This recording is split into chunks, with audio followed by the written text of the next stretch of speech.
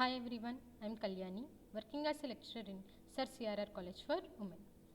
In the last class, in 2nd BSc ZFC 3rd Sem Fisheries, Capture Fishery 1, I had given an explanation about the general account of the distribution.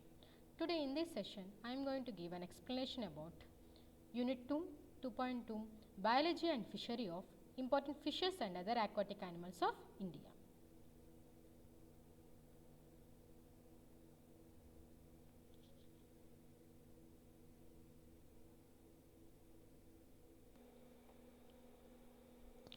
Introduction.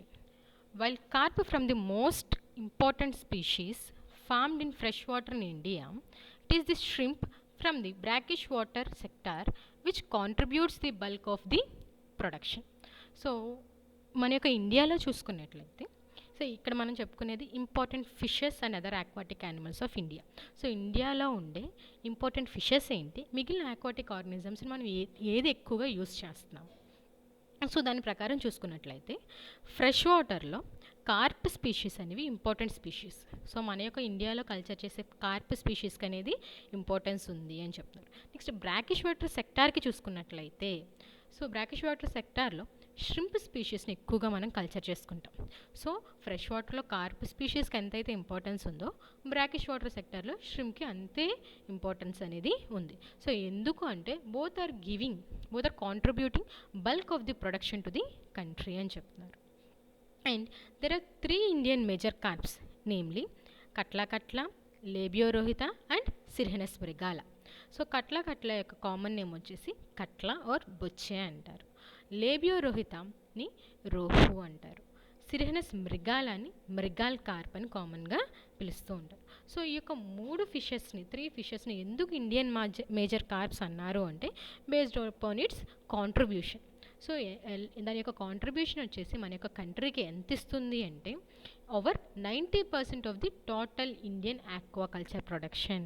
So ఈ యొక్క 3 aquatic species nothing but 3 Indian major corps నుంచే మన యొక్క ఇండియాకి over 90% of the production అనేది aquaculture production అనేది వస్తుంది. During 1970s in the carp polyculture system in the country, 3 exotic carps, namely silver carp, grass carp and common carp, now form a second important group. So 1970sలో చూసుకున్నట్లయితే carp polyculture సిస్టమ్ని మన యొక్క కంట్రీలో introduce చేశారు. So ఆ యొక్క టైంలో 3 ఎగ్జోటిక్ కార్ప్స్ని ఎక్కువగా యూస్ చేసేవాళ్ళంట. సో ఆ యొక్క 3 ఎగ్జోటిక్ కార్ప్స్ వచ్చేసి సిల్వర్ కార్ప్, దాని యొక్క సైంటిఫిక్ నేమ్ వచ్చి Hypophthalmichthys molitrix. Grass carp, scientifically known as Ctenopharyngodon idella. Common carp, scientifically known as Cyprinus carpio. So ఇక 3 స్పీషీస్కి సెకండ్ ఇంపార్టెన్స్ అనేది ఉంది. సో ఫస్ట్ ఇంపార్టెన్స్ వచ్చేసి Indian major carps Catla, Labeo rohita and Cirrhinus mrigala. Second importance వచ్చేసి exotic carps. ఆ యొక్క exotic carps ఏంటి, silver carp, grass carp and common carp అని చెప్తూ ఉన్నారు. Next, in spite of the fact that the country also possesses several other cultivable medium and minor carp species which show high regional demand, including Labioculbus, Labiofimbriatus, Labiobata, Labiocontius, Sirhinus reba, Sirhinus sirosa.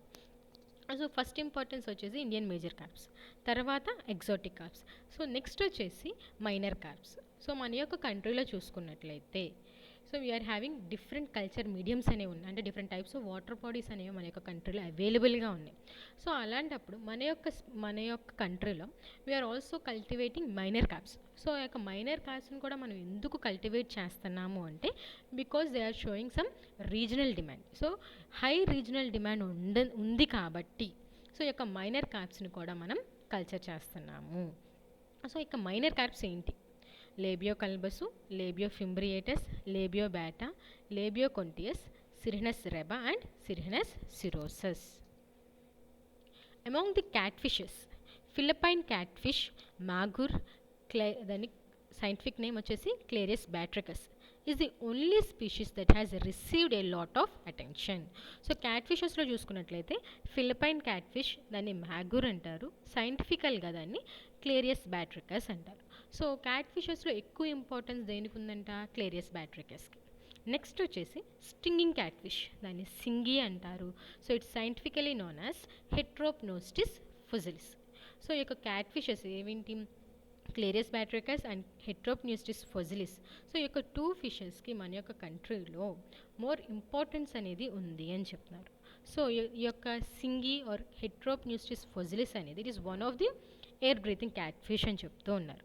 So ఎందుకు దీని యొక్క కల్చర్ని encourage చేస్తారు మన యొక్క కంట్రీలో అంటే because of its culturing habit. So ఇది స్వామ్స్లోను డిరెలిక్ట్ వాటర్ బాడీస్లోను గ్రో అవ్వగలదు. So swamps or derelict water bodies, swamps అంటే బురద నేలలు, డిరెలిక్ట్ వాటర్ బాడీస్ అంటే పొల్యూటెడ్ వాటర్ బాడీస్ అని చెప్పుకోవచ్చు. సో ఈ యొక్క ఫిషెస్ అనేవి ఎటువంటి వాటర్ కండిషన్స్లోనే బ్రతకగలవు కాబట్టి so these are air breathing అన్నారు. సో ఎందుకంటే ఇట్లా అసోసియేటివ్ ఆర్గాన్స్ అనేవి ప్రజెంట్ అయ్యి ఉంటాయి. సో దే ఈ యొక్క ఫిషెస్ ఏంటి అంటే not only with the gills, they also breathe through the extra respiratory organs అనేవి దీని యొక్క బాడీలో ప్రజెంట్ అయి ఉంటాయి. స్విమ్ బ్లాడర్ అవ్వచ్చు, లేదంటే ఇంకా ఏదైనా సరే ఎయిర్ బ్రీతింగ్ ఆర్గాన్ అనేది లంగ్స్ అవ్వచ్చు. అలాగా డిఫరెంట్ ఎయిర్ బ్రీతింగ్ ఆర్గాన్స్ అనే యొక్క ఫిషెస్లో ఉండడం వల్ల నాట్ ఓన్లీ గిల్స్తో పాటు ఇంకొక ఎయిర్ బ్రీతింగ్ ఆర్గాన్ అనేది ప్రజెంట్ అయి ఉంటుంది. సో అందుకని యొక్క ఫిషెస్ అనేవి స్వామ్స్లోను డిరెలిక్ట్ వాటర్ బాడీస్లోను బ్రతకగలవు. సో వీటి యొక్క కల్చర్ని ఎక్కువ ఎక్కడ చేస్తున్నారు అంటే in the eastern states of our country అని చెప్తూ ఉంటారు. The other finfish species of importance including climbing perch, it is scientifically known as Anabas testudinus murrels. Murrels includes the Channa striata and Channa morulus. So మిగిలిన ఫిన్ఫిషెస్ చూసుకుంటే వేటికి ఎక్కువ importance ఉంది అంటే Anabas testudinusకి, Channa striata and Channa morulesకి కూడా ఎక్కువగా మన యొక్క కంట్రీలో కల్చర్ చేస్తూ ఉన్నాం. So among the freshwater prawns, the giant river prawn Macrobrachium rosenbergi is the most important species, followed by the monsoon river prawn Macrobrachium malcolmsoni. So freshwater ప్రాన్స్లో చూసుకున్నట్లయితే Macrobrachium రోసన్బర్గి and మ్యాక్రోబ్రాకియం మాల్కమ్సోని యొక్క స్పీషీస్ని మనం ఎక్కువగా కల్చర్ చేస్తూ ఉంటాము. They are the important species of India అని చెప్పుకోవచ్చు. The brackish water aquaculture sector is mainly supported by shrimp production as well as the giant tiger prawn known as Peneus monodon, which is responsible for the bulk of production, followed by the recently introduced white leg shrimp Peneus venami. In fact, the culture of this shrimp picked up on with tiger shrimp in very short span of time. So ఎందుకంటే మనం స్టార్టింగ్లోనే చెప్పుకున్నాం brackish water aquaculture అంటే so ఎక్కువగా brackish water సెక్టార్లో important species ఏంటి అంటే shrimp species అని చెప్పుకున్నాం. సో ఆ ష్రింప్ స్పీషీస్లో మెయిన్గా మన యొక్క కంట్రీలో కల్చర్ చేసే స్పీషీస్ వచ్చేసి పీనియస్ మోనోడాన్. సో తర్వాత స్పీషీస్ ఏంటి పీనియస్ వెనామీ. సో ఈ యొక్క పీనియస్ వెనామీ అనేది మనం రీసెంట్గా స్టార్ట్ చేసాం దీని యొక్క ప్రొడక్షన్ అనేది. సో తక్కువ టైంలో ఎక్కువ ప్రొడక్షన్ కూడా ఇస్తుంది ఈ యొక్క పీనియస్ వెనామీ అని చెప్తూ ఉన్నారు. So in fact, the culture of this shrimp, Peneus venami, picked up on with tiger shrimp in very short span of time. So, Peneus monodon తో పాటు ఈ యొక్క పీనియస్ వెనామీ యొక్క ప్రొడక్షన్ అనేది ఉంటుంది. సో దానికి దగ్గర దాని అంత ఈక్వల్ ప్రొడక్షన్ అనేది ఇస్తుంది అని చెప్తున్నారు. Although India possesses several potential species of finfish and shellfish, the production of these is still very low key. Although India possesses several other potential species of finfish and shellfish, the production of these is still very low key. So ఇక్కడ ఏం చెప్తున్నారు అంటే ఇండియాలో మనకి ఎక్కువ resources అనేవి ఉన్నాయి, several potential resources అనేవి ఉన్నాయి, మనకి కెపాసిటీ ఉంది, ఎటువంటి ఫిన్ఫిష్ షెల్ఫిష్ అనేది కల్చర్ చేసే కెపాసిటీ మనకు ఉంది. బట్ ఇంకా మన యొక్క ప్రొడక్షన్ అనేది తక్కువగా ఉంది. ఎందుకు అంటే due to lack of the equipment అని చెప్పుకోవచ్చు. In seawater, the major farmed species are the green mussel. So it's scientifically known as Perna viridis, Indian brown mussel, Perna indica, Indian backwater oyster, Crassostrea madracensis, Japanese pearl oyster, Pinctada fucata, and seaweed species like Gracilaria edulis. So మిగిలిన other aquatic animals ఏవైతే మన యొక్క కంట్రీలో ఎక్కువ importance ఉన్నాయి అంటే green muscle, Indian brown mussel, Indian backwater oysters, Japanese pearl oysters, and some of the seaweeds like Gracilaria edulis అని చెప్తూ ఉన్నారు. So coming to the brief account of these important species and other aquatic animals of India. So here Indian major carps. So Indian major carps ఏంటి? కట్ల catla, లేబియోరోహిత, సిరిహనస్ మృగాల. Exotic carps చూసుకున్నట్లయితే Cyprinus carpio, Ctenopharyngodon idella, Hypophthalmichthys molitrix. Minor carps Cirrhinus reba, Cirrhinus cirrhosus, Labeo bata, Labeo fimbriatus, Labeo calbasu, Labeo gonius. Catfishes Clarius batricus, Heteropneustis fossilis. Other finfishes Anabas testudinus, Channa striata, Channa morulus. Freshwater prawns Macrobrachium rosenbergi, Macrobrachium malcolmsoni. Brackish water prawns Penis monodon, Penis vanami. Other aquatic species Perna viridis, Perna indica, Crassostrea madracensis, Pinctada fucata, and seaweeds like Gracilaria edulis. So these are the important and other aquatic fishes and organisms of the India. So coming to the first one, biology and fishery of Indian major carps. So Indian major carps 3 ఉన్నాయి. Catla catla, Labeo rohita and Cirrhinus mrigala. So first one Catla catla గురించి discuss చేద్దాం. So here the Catla catla is commonly known as Catla or bochche. So here the fish body is short and deep.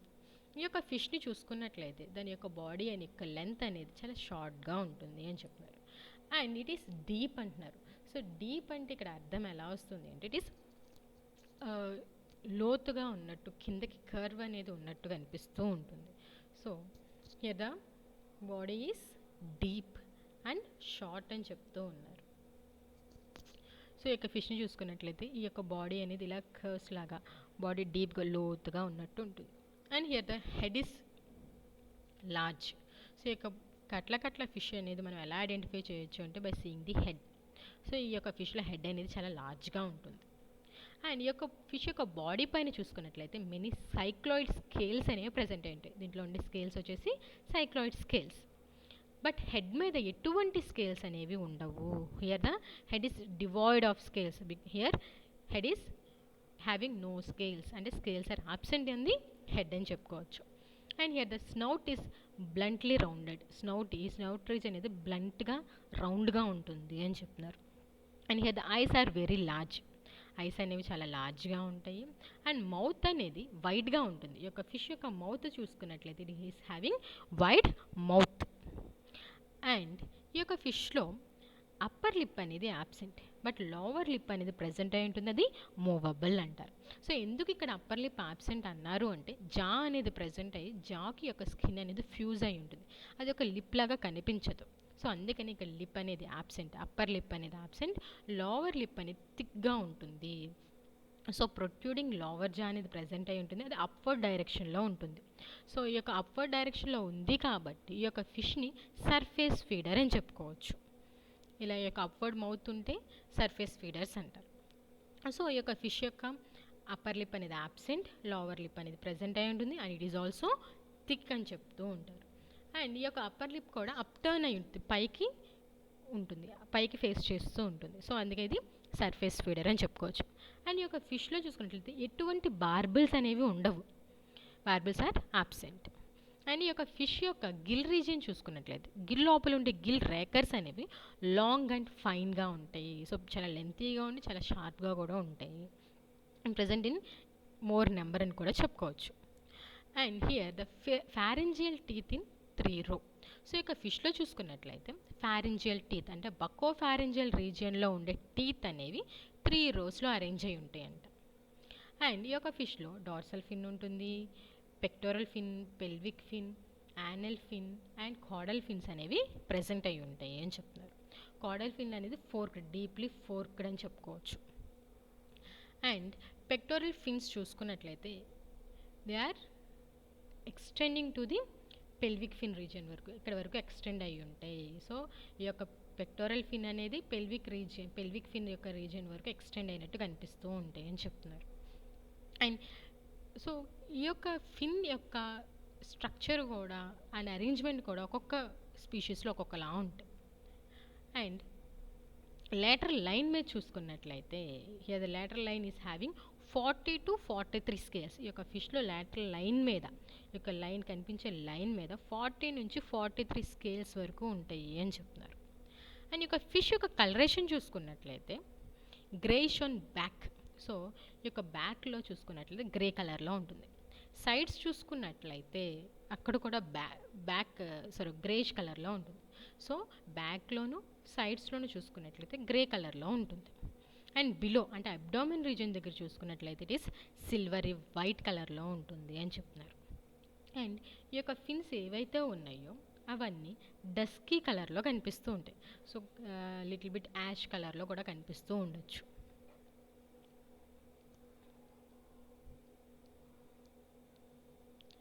And here the కట్లా is యూరిథెర్మల్ species. అంటే ఎటువంటి టెంపరేచర్కైనా, ఎంత wide టెంపరేచర్స్కైనా tolerate అయ్యే species అని చెప్పుకోవచ్చు. So it grows the best at water temperatures between 25 to 32 degrees centigrade. అంటే ఈ యొక్క ఫిష్ అనేది యూరిథెర్మల్ అన్నారు. వైడ్ టెంపరేచర్ రేంజెస్ కూడా అది టాలరేట్ అవ్వగలదు. అది దాని యొక్క గ్రోత్ అనేది బెస్ట్ ఎప్పుడు ఉంటుంది, బెస్ట్గా ఎప్పుడు గ్రో అవ్వగలదు అంటే వాటర్ టెంపరేచర్ అనేది ఎప్పుడైతే 25 నుంచి 32 degrees సెంటిగ్రేడ్కి ఉందో అప్పుడే అది బాగా గ్రో అవ్వగలదు అని చెప్తున్నారు. అండ్ ఈ యొక్క ఫిష్ లే చేసే ఎగ్స్ ఆర్ డిమర్సెల్. అండ్ డిమర్సెల్ అంటే ఇక్కడ మునుగుతి ఫస్ట్. గ్రాడ్యువలీ బికమ్స్ బయాంట్ అంటే తేలతాయి. ఫస్ట్ ఎగ్స్ని లే చేయగానే మునిగిపోతాయి, తర్వాత అవి గ్రాడ్యువల్గా స్లోగా అవి తేలుతూ ఉంటాయి అంట. Early stage larva remain in surface and sub surface waters and are strongly ఫోటోటాక్టిక్.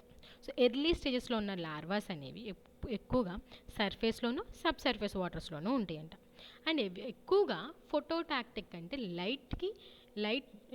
Light దగ్గరికి అవి మూవ్ అవుతూ ఉంటాయి, అట్రాక్ట్ టు ది లైట్ అని చెప్పుకోవచ్చు.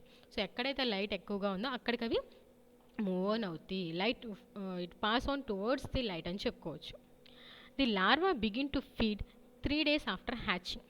సో ఎప్పుడైతే ఆ యొక్క ఎగ్ నుంచి బ్రేక్అవుట్ అయ్యి లార్వా అనేది బయటికి వచ్చిందో వచ్చిన 3 days నుంచి, అది 3 days తర్వాత నుంచి అది ఫీడ్ అవ్వడం స్టార్ట్ చేస్తుంది. సో అప్పటి వరకు అది దేని మీద ఫీడ్ అవుతుందంట, it feeds on yolk sacs persist.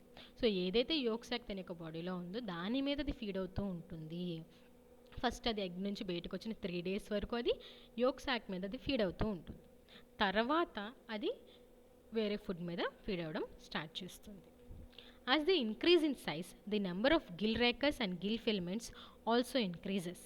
So ఎప్పుడైతే ఒక ఫిష్ అనేది సైజ్ పెరుగుతూ ఉందో gill rakers gill filament size కూడా ఇంక్రీజ్ అవుతూ ఉంది. Thus assisting them to strain ingested food items. అంటే nothing but it shows the filter feeding. అంటే ఈ యొక్క గిల్లోకి ఏదైనా వాటర్ ద్వారా ఏదైనా ఫుడ్ ఐటమ్ అనేది ఎంటర్ అయ్యింది అంటే సో దాన్ని అది ఫిల్టర్ చేస్తుంది అని అర్థం. The fry are planktophagic, feeding mainly on zooplankton such as rotifers and cladocerans. So ఎప్పుడైతే ఒక ఫిష్ అనేది ఫ్రై స్టేజ్కి వచ్చిందో అది అప్పుడు దేని మీద ఫీడ్ అవుతుందంట, ప్లాంక్టన్స్ మీద ఫీడ్ అవుతుంది. ఎక్కువగా జూ ప్లాంక్టన్ మీద ఫీడ్ అవుతుంది. ఆ జూ ప్లాంక్టన్లో కూడా ఎక్కువగా దేని మీద ఫీడ్ అవుతుంది అంటే రోటిఫర్స్ అండ్ క్లాడోసెరాన్స్ని ఎక్కువగా అది కన్జ్యూమ్ చేస్తుంది. Adults feed only in surface and mid waters. So adults అయితే సర్ఫేస్లోను మిడ్ వాటర్స్లోనూ ఎక్కువగా ఫీడ్ అవుతుంది. And they are also planktophagous, అవి కూడా ప్లాంక్టన్ మీదే ఫీడ్ అవుతుంది. With a preference for zooplankton mainly crustaceans, rotifers, insects and protozoa as well as a considerable share of algal and plant material. So ఈ యొక్క fish అనేది adult స్టేజ్లో ఉన్నప్పుడు surface waters మీద మిడ్ వాటర్స్లోనే ఇది feed తీసుకుంటూ ఉంటుంది. సో అప్పుడు కూడా అది ఎక్కువగా ప్లాంక్టన్ని కన్జ్యూమ్ చేస్తూ ఉంటుంది. ఎక్కువగా దేన్ని ప్రిఫర్ చేస్తుంది అంటే జూ ప్లాంక్టన్. అండ్ దాంట్లో కూడా క్రస్టేషన్స్ని, రోటిఫర్స్ని, ఇన్సెక్ట్స్ని, ప్రోటోజోవాని ఎక్కువగా అది కన్జ్యూమ్ చేస్తూ ఉంటుంది. as well as a share of algal and plant material. So not only insects, protozoans, crustaceans, rotifers, జూప్లాంక్టనే కాకోకుండా అది ఆల్గేను అలాగే ప్లాంట్ మెటీరియల్ని కూడా కన్జ్యూమ్ చేస్తూ ఉంటుంది. అండ్ కట్లా attains maturity in it's second year. So ఇక ఫిష్ అనేది సెకండ్ ఇయర్ దాన్ని మనం గ్రో చేస్తున్నప్పటి నుంచి సెకండ్ ఇయర్కి అది మెచ్యూరిటీ గెయిన్ అవుతుంది. And performing a spawning migration during the monsoon season towards the upper stretches of rivers. So ఎప్పుడైతే ఇది మెచ్యూరిటీ అటైన్ అయ్యిందో అది స్పానింగ్ జరుపుకోవాలి అనుకుంటున్నప్పుడు అది మైగ్రేషన్ జరుపుకుంటుంది. సో ఎప్పుడు మన్సూన్ సీజన్స్లో అది మైగ్రేషన్ జరుపుకుంటుంది. ఎక్కడికి మైగ్రేషన్ జరుపుకుంటుంది అంటే to the upper stretches of the reverse, అంటే రివర్స్లోనే అది హై రీజియన్స్కి వెళ్ళి అక్కడ అది మైగ్రేషన్ స్పానింగ్ అనేది జరుపుకుంటుంది. The spawning season coincides with the southwest monsoon in northeastern India and Bangladesh, which lasts between May and August, and in North India and Pakistan from June to September.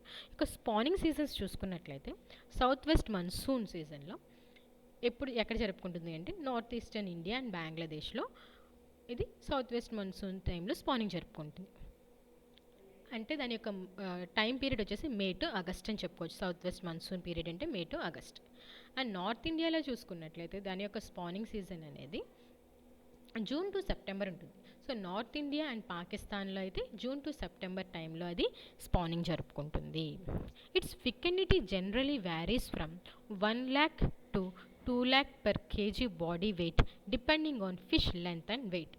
అంటే ఇది ఎగ్స్ని లే చేసే దాని యొక్క fecundity rate అనేది దాని యొక్క బాడీ మీద డిపెండ్ అయి ఉంటుంది, బాడీ యొక్క లెంత్ వెయిట్ మీద డిపెండ్ అయి ఉంటుంది. సో ఒక రేంజ్ ఉంది, ఎంత రేంజ్ వరకు అది ఎగ్స్ని లే చేయగలదంట 1 lakh to 2 lakh of kg per kg body weight of the fish. The resultant seed are brought by water flow to the downstream areas where they are caught by seed collectors. So upper స్ట్రెచెస్లో ఇది వెళ్ళి spanning జరుపుకుంటుంది, అక్కడ ఎగ్స్ని release చేస్తుంది. ఆ release అయిన eggs అనేవి ఫ్లోయింగ్ వాటర్తో పాటు అవి కూడా కొట్టుకుంటూ వచ్చి డౌన్ స్ట్రీమ్స్కి వస్తాయి. అక్కడ ఎవరైతే సీడ్ కలెక్టర్స్ ఉంటారో వాళ్ళు ఈజీగా వాటిని క్యాచ్ చేసుకోవచ్చు. Since A riverine environment is required, natural breeding does not occur with in Pond's. So riverine ఈ యొక్క ఫిషెస్ అనేవి కట్ల ఫిషెస్ అనేవి న్యాచురల్గా రివరైన్ ఎన్విరాన్మెంట్ అంటే ఫ్లోయింగ్ వాటర్స్లోనే అది స్పానింగ్ జరుపుకోగలదు. అంతేగాని దాని యొక్క బ్రీడింగ్ ఆర్ స్పానింగ్ అనేది మనం ఆర్టిఫిషియల్ పాండ్స్లో ఉంచి మనం చెయ్యలేము. సో దీని ప్రకారం మనం ఇండ్యూస్డ్ మెచ్యురేషన్ టెక్నిక్స్ని యూస్ చేసుకోవచ్చు. అంటే ఇండ్యూస్డ్ బ్రీడింగ్ టెక్నిక్ని యూస్ చేసుకుని ఈ యొక్క ఫిష్లో మనం మెచ్యూరిటీని అటైన్ చేసుకోవచ్చు అని చెప్తున్నారు. Among the 3 Indian major carps, catla is the most difficult to breed as it requires precise environmental conditions for spanning.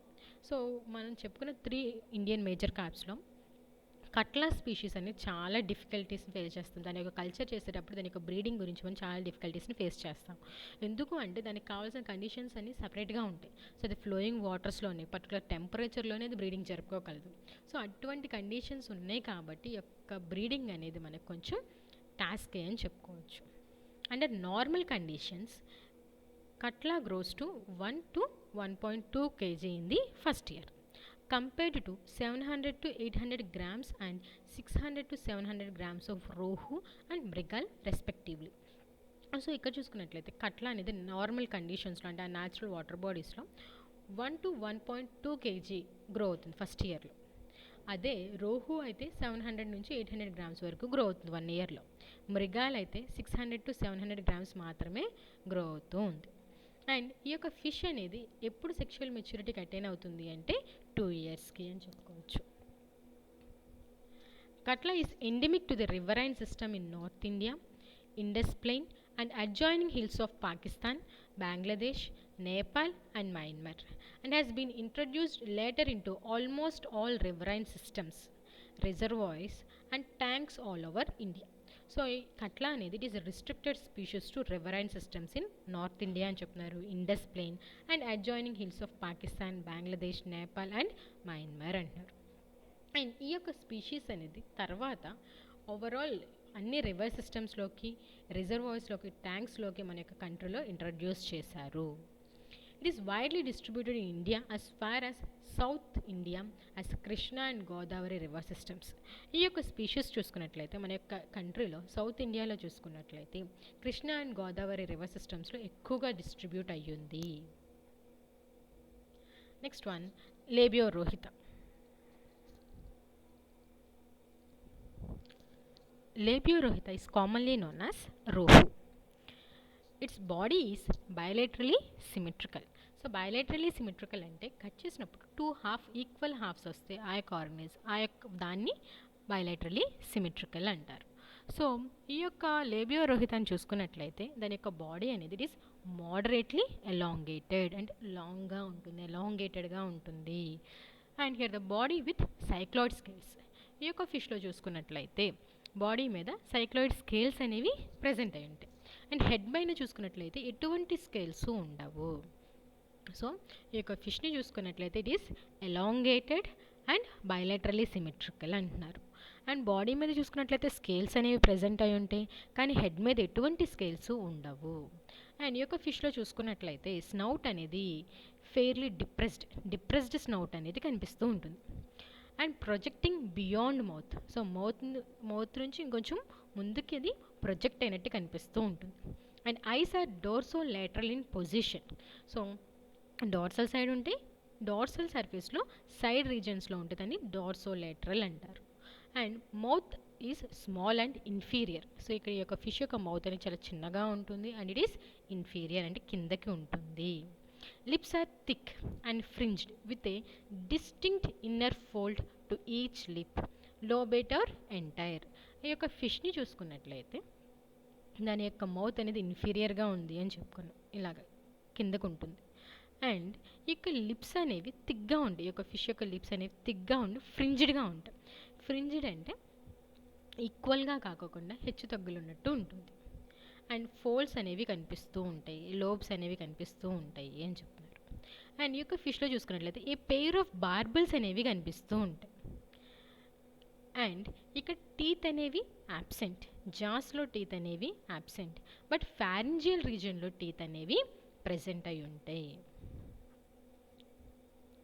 And ఈ యొక్క ఫిష్ చూసుకున్నట్లయితే here the dorsal fin is unbranched. So simple అవ్వచ్చు, కాంప్లెక్స్ అవ్వచ్చు, అంటే branched అవ్వచ్చు, unbranched అవ్వచ్చు. So సింపుల్గా ఉన్న డార్సల్ ఫిన్ అయితే దాని మీద ఫిన్ రేస్ అనేవి 3 to 4 రేస్ అనేవి ఉంటాయి. అదే బ్రాంచ్డ్ అయితే డార్సల్ ఫిన్ రేస్ అనేవి 12 to 14 ఉంటాయి అని చెప్తున్నారు.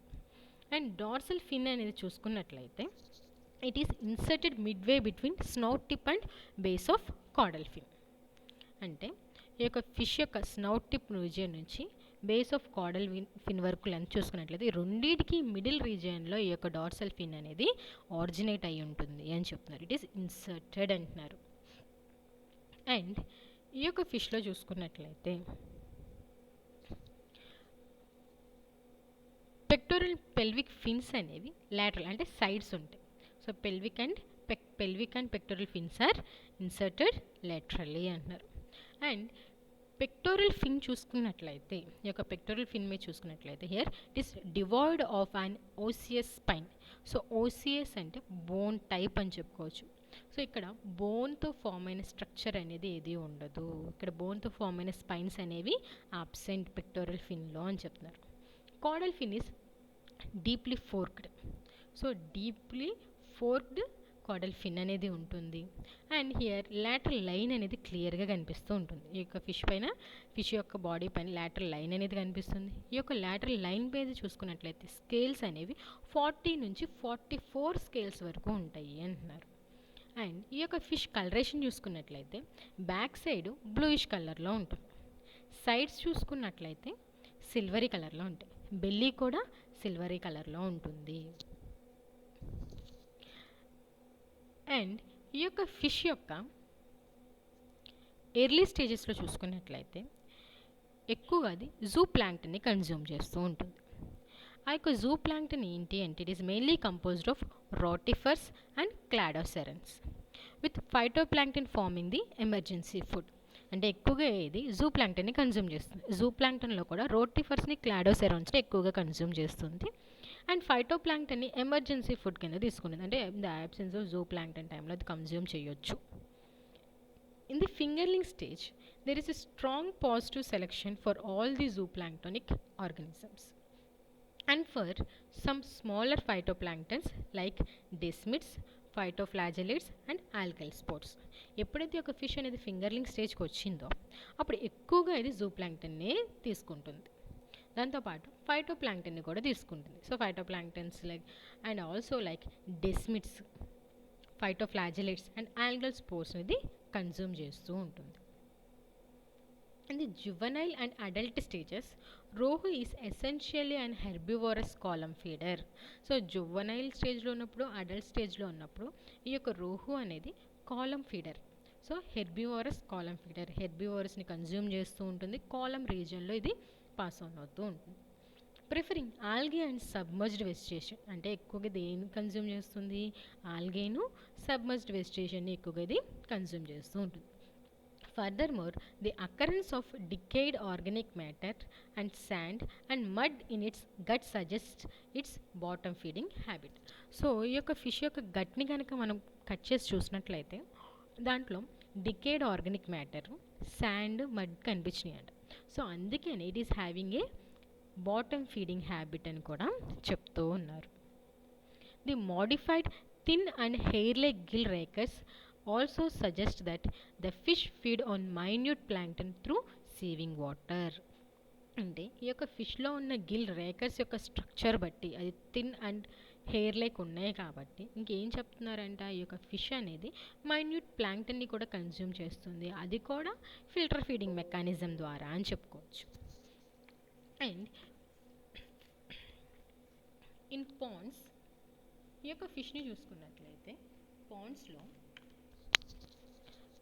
ఫ్రై అండ్ ఫింగర్లింగ్ స్టేజ్లో ఉన్నప్పుడు ఎక్కువగా స్కూలింగ్ బిహేవియర్కి అది ఎగ్జిబిట్ చేస్తూ ఉంటుంది. అంటే ఎవరొకరు దాన్ని కేర్ తీసుకుంటూ ఉండాలి, mainly the mother. So female కానీ మేల్ కానీ దాన్ని కేరింగ్ తీసుకుంటూ ఉండాలి. ఫీడింగ్ టైంలో దానికి స్కూలింగ్ బిహేవియర్ అంటే దానికి అన్నీ నేర్పిస్తూ ఉండాలి. However this habit is not observed in adults. So అడల్ట్స్కి ఆ యొక్క అవసరం లేదు. Rohu is eurythermal species. ఈ యొక్క స్పీషీస్ చూసుకున్నట్లయితే యూరిథర్మల్ అంటే which can tolerate to wide ranges of temperatures. It is a fast growing species and attains about 35 to 45 centimeters total length and 700 to 800 grams in 1 year under normal culture conditions. So ఈ యొక్క ఫిష్ని చూసుకున్నట్లయితే normal culture కండిషన్స్లో చాలా త్వరగా grow అవుతుంది.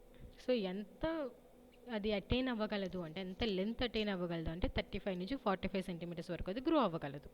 ఎంత వెయిట్ని gain చేసుకోగలదు అంటే అది ఒక ఇయర్లో 700 నుంచి 800 గ్రామ్స్ వెయిట్ వరకు అది వే చేయగలదు. సో అంత వరకు అదే అంత వెయిట్ని అది గెయిన్ చేసుకోగలదు. Generally in polyculture its growth rate is higher than that of mrigal but lower than the catla. So ఈ యొక్క ఫిష్ని మనం పాలీకల్చర్ చేస్తున్నాము అనుకోండి. సో పాలీకల్చర్ చేసినప్పుడు కట్లా కంటే తక్కువ గ్రోత్ రేటు, మృగాల కంటే ఎక్కువ గ్రోత్ రేటు చూపిస్తుంది అంటున్నారు. The minimum age at first maturity for both sexes is 2 years.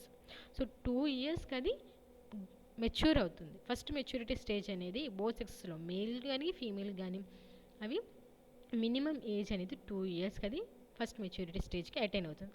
Complete maturation చేసుకోవడానికి ఈ యొక్క ఫిష్ అనేది మేల్ ఆర్ ఫీమేల్ అనేది so it takes more time than the first maturity. అంటే కంప్లీట్ మెచ్యూర్ అవ్వాలి అంటే మేల్ అయితే 4 years ఆఫ్ టైం తీసుకుంటుంది, ఫీమేల్ అయితే 5 years ఆఫ్ టైం అనేది తీసుకుంటుంది. In nature spanning occurs in the shallow and marginal areas of flooded reverse. So ఈ యొక్క ఫిష్ అనేది స్పానింగ్ జరుపుకోవాలి అంటే, న్యాచురల్గా జరుపుకోవాలి అంటే, నేచర్లో ఇది గ్రో అవుతున్నప్పుడు ఎక్కడికి వెళ్ళి ఇది స్పానింగ్ జరుపుకుంటుంది అంటే ఇది shallow and marginal areas of flooded రివర్స్కి వెళ్ళి, షాలో డెప్త్ తక్కువగా ఉన్న అండ్ ఫ్లడెడ్ రివర్స్ యొక్క ఇన్ రీజన్స్ మార్జిన్స్ దగ్గరికి వచ్చి ఇది స్పానింగ్ జరుపుకుంటుంది.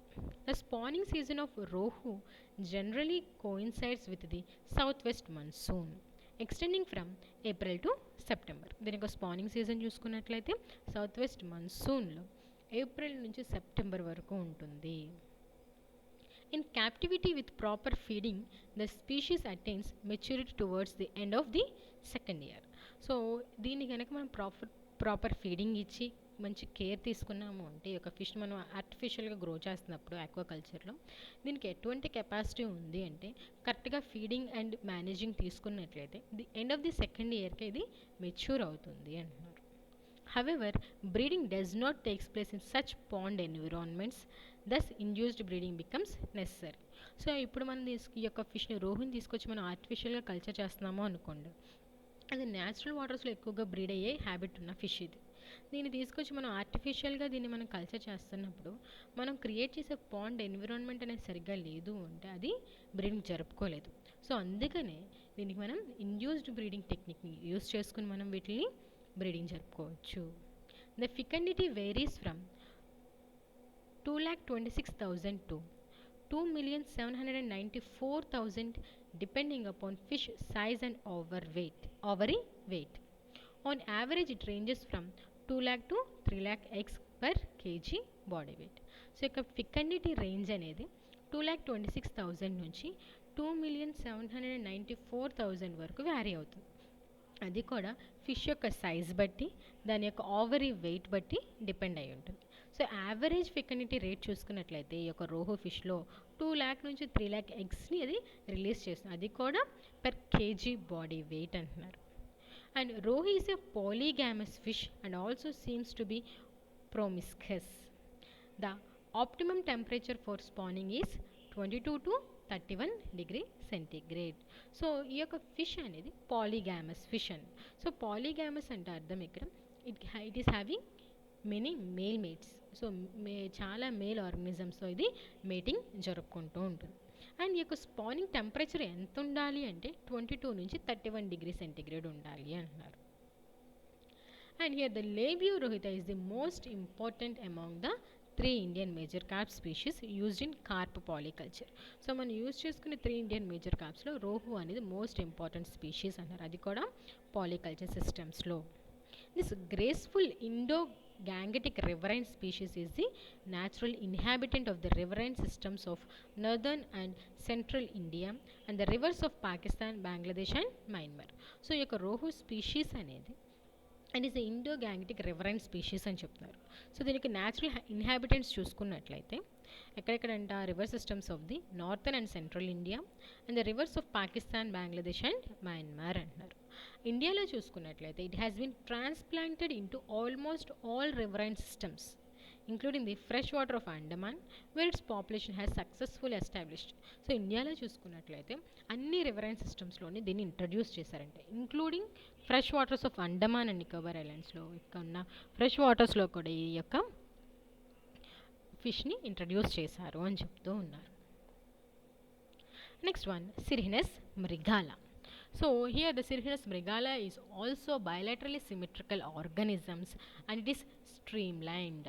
సో స్ట్రీమ్లైన్ అంటే ఇక్కడ స్విమ్మింగ్కి అనుగుణంగా దాని యొక్క బాడీ అనేది ఉంటుంది. అండ్ ఈ యొక్క ఫిష్లో చూసుకున్నట్లయితే బాడీ మీద స్కేల్స్ అనేవి ప్రజెంట్ అయి ఉంటాయి, కానీ హెడ్ మీద ఎటువంటి స్కేల్స్ ఉండవు. స్నౌట్ అనేది బ్లంట్గా ఉంటుంది అన్నారు. మౌత్ అనేది బ్రాడ్గా ఉంటుంది, ట్రాన్స్వర్స్గా ఉంటుంది. అప్పర్ లిప్ చూసుకున్నట్లయితే కంప్లీట్ ఉంటుంది, కానీ లోవర్ లిప్తో అది కంటిన్యూస్ ఉండదు. ఎందుకు అంటే లోవర్ లిప్ అనేది అంత క్లియర్గా కనిపించదు కాబట్టి. And single pair of short rostral barbels అనేవి ప్రజెంట్ అయి ఉంటాయి. ఫారెంజిల్ టీత్ అనేవి 3 rows ఉంటాయి. అండ్ ఈ యొక్క డార్సల్ ఫిన్ చూసుకున్నట్లయితే దానిపై నుండి బ్రాంచ్డ్ రేస్ అనేది 12 నుంచి 13 rays వరకు ఉంటాయి. 13 బ్రాంచ్డ్ రేస్ అనేవి ఉంటాయి అని చెప్తున్నారు. సో ఈ యొక్క ఫిష్ని చూసుకున్నట్లయితే ఇట్ ఈస్ బయలాటరల్లీ సిమెట్రికల్ అంటున్నారు. స్ట్రీమ్ లైన్ అంటే స్విమ్మింగ్కి అనుగుణంగా దాని యొక్క బాడీ అనేది ఉంటుంది. అండ్ ఈ యొక్క ఫిష్ని చూసుకున్నట్లయితే దీని బాడీ పైన సైక్లోయిడ్ స్కేల్స్ అనేవి ఉంటాయి, కానీ హెడ్ మీద ఎటువంటి సైక్లోయిడ్ స్కేల్స్ అనేవి ఉండవు. సో ఈ యొక్క స్నౌట్ అనేది బ్లంట్గా ఉంటుంది, మౌత్ అనేది బ్రాడ్గా ఉంటుంది. ట్రాన్స్ఫర్స్ అంటే సో ఇట్ ఈస్ ప్రజెంట్ ఇక్కడ కటింగ్ అనేది ట్రాన్స్ఫర్స్గా ఉంటుంది, అడ్డంగా ఉంటుంది. అండ్ అప్పర్ లిప్ అనేది కంప్లీట్ ఉంటుంది, కానీ అది లోవర్ లిప్తో కంటిన్యూస్ ఉండదు. ఎందుకంటే లోవర్ లిప్ అనేది అంత క్లియర్గా కనిపించదు కాబట్టి. And single pair of short rostral barbels అనేవి ప్రజెంట్ అయ్యండి. ఇక్కడ బార్బెల్స్ అనేవి ఈ యొక్క ఫిష్కి రాస్ట్రమ్ రీజియన్లో బార్బెల్స్ అనేవి ప్రజెంట్ అయ్యి ఉంటాయి. అండ్ ఈ యొక్క ఫిష్ యొక్క బకోఫారింజియల్ క్యావిటీలో చూసుకున్నట్లయితే టీత్ అనేవి 3 rows ఉంటాయంట. అండ్ డార్సల్ ఫిన్ చూసుకున్నట్లయితే దీని లోపల డార్సల్ ఫిన్ అనేది హైగా ఉంటుంది. అండ్ దీని మీద ఉండే బ్రాంచ్డ్ రేస్ అనేవి 12 నుంచి 13 బ్రాంచ్డ్ రేస్ అనేవి ఉంటాయి. అండ్ అన్బ్రాంచ్డ్ రే కూడా ఉంటుందంట. అదేంటి, లాస్ట్ రే, ఏదైతే లాస్ట్ రే ఉందో అది అన్బ్రాంచ్డ్ అంట. సో ఈ యొక్క అన్బ్రాంచ్డ్ రే అనేది ఎలా ఉంటుంది అంటే నాన్ ఆసియస్ అండ్ నాన్ సెర్రేటెడ్. నాన్ ఆసియస్ అంటే బోనీ కాదు అది, అండ్ నాన్ సెర్రేటెడ్ అంటే సో అది ఎడ్జెస్గా ఉంటుంది, సో హెచ్చు తగ్గులుగా ఉంటుంది అది serrated. Pectoral fins shorter than head, caudal fin deeply forked. So ఇక ఫిష్ యొక్క పెక్టోరల్ ఫిన్స్ చూసుకున్నట్లయితే హెడ్ కంటే చాలా తక్కువ సైజులో ఉంటాయి. కాడల్ ఫిన్ అయితే కంప్లీట్గా డీప్ ఫోర్క్డ్ అంటారు అండ్ కంప్లీట్గా డివైడ్ అయినట్టుగా అనిపిస్తుంది. యానల్ ఫిన్ అనేది is not extending to caudal fin. So anal fin ఏదైతే ఉందో అది కాడల్ ఫిన్ వరకు ఎక్స్టెండ్ అవ్వదు. అండ్ ఈ యొక్క ఫిష్ యొక్క లాటరల్ లైన్ మీద చూసుకున్నట్లయితే 40 నుంచి 45 స్కేల్స్ వరకు ఉంటాయంట. సో ఈ యొక్క ఫిష్ను చూసుకున్నట్లయితే ఇక్కడ బ్రాంచ్డ్ రేస్ ఉంటాయి డార్సల్ ఫిన్లో, అన్బ్రాంచ్డ్ రే ఉంటాయి. అన్బ్రాంచ్డ్ రే వచ్చేసి లాస్ట్ది, సో అది నాన్ ఆసియస్ అండ్ నాన్ సెర్రేటెడ్ అన్నారు. అండ్ పెక్టోరల్ ఫిన్స్ అనేవి హెడ్ కంటే చాలా షార్ట్గా ఉంటాయంట. అండ్ కాడల్ ఫిన్ అనేది డీప్లీ ఫోర్క్డ్ అని చెప్తున్నారు. అండ్ యానల్ ఫిన్ అనేది ఏదైతే యానల్ ఫిన్ అనేది ఉందో అది కాడల్ ఫిన్ వరకు ఎక్స్టెండ్ అయినట్టు కనిపించదు. అండ్ ఈ యొక్క లాటరల్ లైన్ మీద చూసుకున్నట్లయితే సో ఇక లాటరల్ లైన్ మీద చూసుకున్నట్లయితే ఇక్కడ 40 నుంచి 45 స్కేల్స్ ప్రజెంట్ అయి ఉంటాయంట.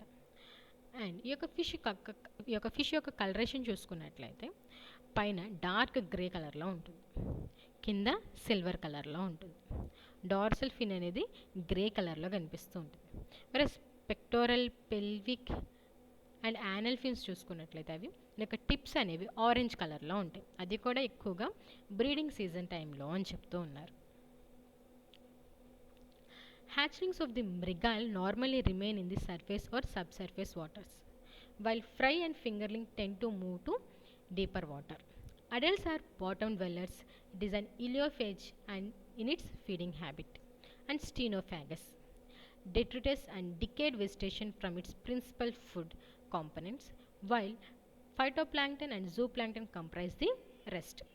సో ఈ యొక్క ఫిష్ యొక్క హ్యాచ్లింగ్స్ చూసుకున్నట్లయితే, హ్యాచ్ అయిన ఆర్గానిజమ్స్ లార్వే చూసుకున్నట్లయితే, ఎప్పుడైతే ఎగ్ నుంచి బయటకు వచ్చిన హ్యాచ్లింగ్ చూసుకున్నట్లయితే అది surface or sub surface feeder అంటున్నారు. అదే ఫ్రై అయితే, ఫ్రై ఫింగర్లింగ్ అయితే డీప్ వాటర్స్లోకి వెళ్తాయంట. అడల్ట్స్ అయితే బాటమ్ డ్వెల్లర్స్, సో బాటంలో ఎక్కువగా ఉంటాయి. సో ఒక్కొక్క స్టేజ్లో ఒక్కొక్క సర్ఫేస్లో యొక్క ఫిషెస్ అనేవి ఉంటాయి అని చెప్తారు. అండ్ ఇట్ ఈస్ అన్ ఇలియోఫేజ్ అంటే bottom feeding organism, sand are mud మీద కన్జ్యూమ్ చేస్తూ ఉంటుంది. అండ్ స్టీనోఫాగస్ అంటే సెలెక్టెడ్ మెటీరియల్స్ని అది కన్జ్యూమ్ చేస్తూ ఉంటుంది. Detritus and decayed vegetation from its principal food components, ఎక్కువ ఏం తీసుకుంటుంది, డిట్రిటస్ అండ్ డికేడ్ వెజిటేషన్ ఎక్కువగా కన్జ్యూమ్ చేస్తూ ఉంటుంది. అండ్ దాంతో పాటు ఇది ఫైటోప్లాంక్టన్ని, జూప్లాంక్టన్ని కూడా కన్జ్యూమ్ చేస్తుంది అంటారు. మృగాల్ ఇస్ యూరిథర్మల్ అంటే ఇది వైడ్ రేంజెస్ ఆఫ్ టెంపరేచర్ని తట్టుకుని బ్రతకగలదు. And appearing to tolerate a minimum temperature of 14 degrees centigrade. So దీని యొక్క టెంపరేచర్ ఎంతవరకు ఇది టాలరేట్ అవ్వగలదు అంటే 14 degrees centigrade మినిమం వరకు అది టాలరేట్ అవ్వగలదు. In culture the species normally attains 600 to 700 grams in the first year. So ఈ యొక్క ఫిష్ని మనం కల్చర్ చేస్తున్నప్పుడు ఫస్ట్ ఇయర్లో అది 600 నుంచి 700 గ్రామ్స్ వరకు అది గ్రో అవుతుంది.